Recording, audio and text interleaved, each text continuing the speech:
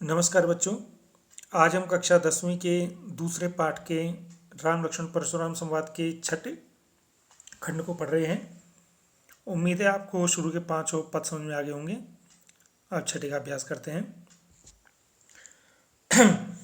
कहेउ लखन मुनिशील तुम्हारा, को नहीं जान विदित संसारा। माता पितहि उरिन भयनी के, गुरु ऋण रहा सोच बड़ जी के। जो जनु हमरे माथे काड़ा, दिन चली गए ब्याज बड़वाड़ा। अब आनी व्यवहरिया बोली, तुरत देऊं में थैली खोली। सुनि कटु वचन कुठार सुधारा, हाय हाय सब सभा पुकारा। भृगुवर परसु दिखावहु मोही, विप्र विचारि बचौ नृपद्रोही। मिले न कबहु सुभट रन गाड़े, द्विज देवता घर ही के बाड़े। अनुचित कहि सब लोग पुकारे, रघुपति शयन ही लखनु निवारे। लखन उतर आहुति सरिस, भृगुवर कोप कृसानु। बढ़त देख जल सम वचन, बोले रघुकुल भानु। तो इससे पहले पद में जब परशुराम ने बोला कि विश्वामित्र जी, मैं केवल तुम्हारे व्यवहार के कारण इसको छोड़ रहा हूँ, अन्यथा थोड़ी सी मेहनत करने से ही अपने इस तीखे कुठार से मैं इसकी मृत्यु कर देता।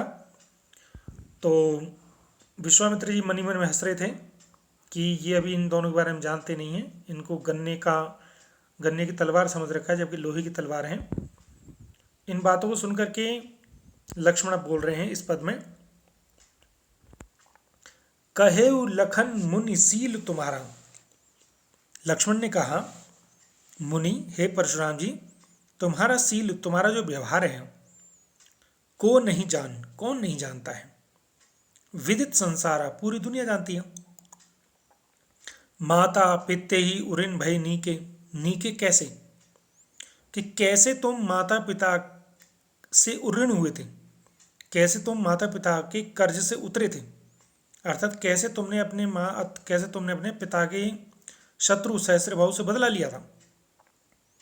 अर्थात तुम्हारी वीरता को सब जानते हैं। गुरु ऋण रहा सोच बड़ जी के, लेकिन गुरु का ऋण तुम्हारा रह गया। गुरु इनके शिव जी हैं परशुराम के, और उनके धनुष को तोड़ा है, इसलिए उसको सजा देना इनका कर्तव्य है। तो ये कह रहे हैं, लगता है कि केवल तुम्हारे गुरु का ऋण रह गया।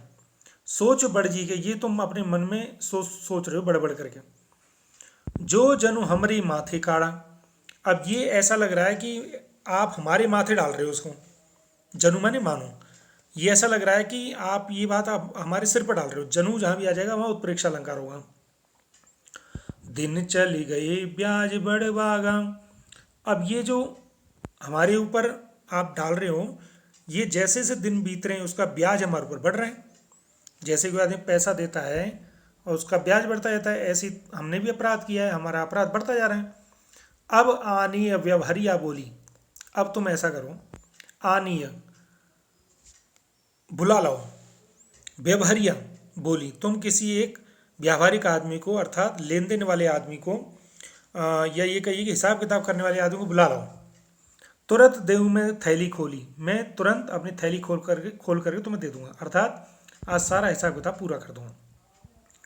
अब ये लेना देना का अर्थ संकेत ये है कि तुम माता पिता के ऋण से तो उऋण हो गए, क्योंकि तुमने सहस्त्रबाहु का वध कर दिया। गुरु का कर्ज चुकाने के लिए आप मेरे वध के लिए तैयार हैं, इसलिए किसी निर्णायक को आप ऐसा करो, नियुक्त करो और मेरे साथ युद्ध कर लो। तो आपका कर्ज उतारने का मन की बात भी रह जाएगी और हम दोनों की वीरता का भी निर्णय हो जाएगा। तो ये व्यंग्य है। ये सुनि कटु वचन कुठार सुधारा, ये कड़वे वचन सुन करके, तीखे वचन सुन करके परशुराम ने अपनी कुठार फरसे को सुधारा। हाय हाय हब सभा पुकारा, सारी सभा पुकारने लगे, हाय हाय अब क्या होगा। भृगुवर परसु दिखा वही मोही, लक्ष्मण कह रहे हैं, हे भृगुवर, हे भृगुकुल में उत्पन्न हुए परशुराम जी, परसु दिखावई मोहि, तुम मुझे बार बार अपना फरसा दिखा रहे हो। विप्र विचारी बचो नृपद्रोही, लेकिन मैं ब्राह्मण सोच करके तुम्हें छोड़ रहा हूँ, बच्चों छोड़ रहा हूँ, और छोड़ा है पहले। नृपद्रोही, तुम राजा के द्रोही हो, अर्थात तुम्हें दंड मिलना चाहिए। मेले न कबहु सुभट रन गाड़े, तुम्हें कभी भी रन में, युद्ध में सुभट, गाड़े सुभट न मिले, तुम्हें अच्छे योद्धा नहीं मिले। लगता है तुमने सही सीधे साधे लोगों से युद्ध किया अभी तक। द्विज देवता घर ही के बाड़े, और तुम केवल घर के ब्राह्मण देवता बन के रहे हो। अनुचित कही सब लोग पुकारे, इतनी बातों को सुन करके सब लोग बोलने लगे नहीं नहीं नहीं, ये लक्ष्मण ने गलत बोला। रघुपति सहे नहीं लखनु निवारे, रघुपति राम जी ने सहे नहीं, अपनी आंखों से, आंखों के इशारों से लखन को निवारे, रोका। चुप हो जाओ, बहुत हो गया। लखन उतर आहुति सरिस, भृगवर कोप कृसानु। लक्ष्मण के जो उत्तर थे वो आहुति सरिस, सरिस मतलब समान, लक्ष्मण के जो उत्तर थे वो आहुति के समान भृगवर के कोप को, परशुराम के गुस्से को, कृसानु अग्नि को, परशुराम की गुस्से की अग्नि को बढ़ा रहे थे।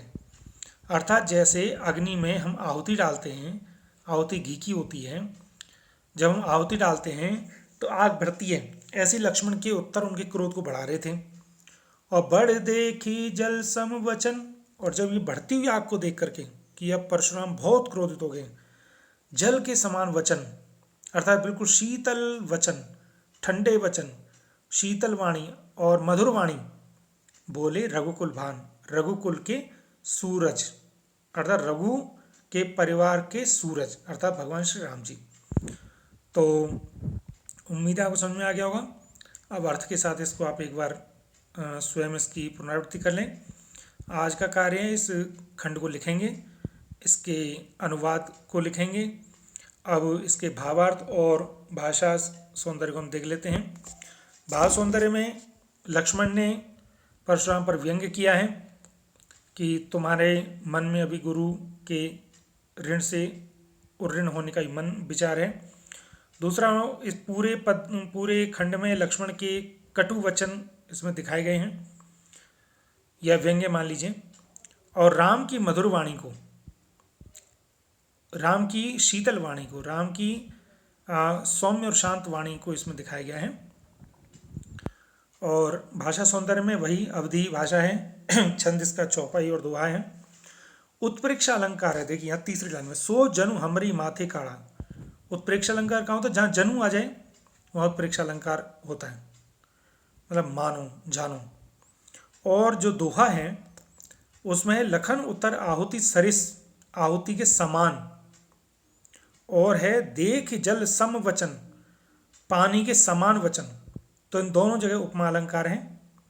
और रघुकुल भान, सूरज के कुल रूपी सूरज, तो यहाँ पर आपका रूपक अलंकार है। मुझे उम्मीद है आपको ये वीडियो समझ में आई होगी। अगर आपको समझ में आई है तो उस वीडियो को लाइक, शेयर, सब्सक्राइब अवश्य करें, जिससे कि मेरा मनोबल बढ़े। आपका बहुत बहुत धन्यवाद। जय हिंद, जय भारत।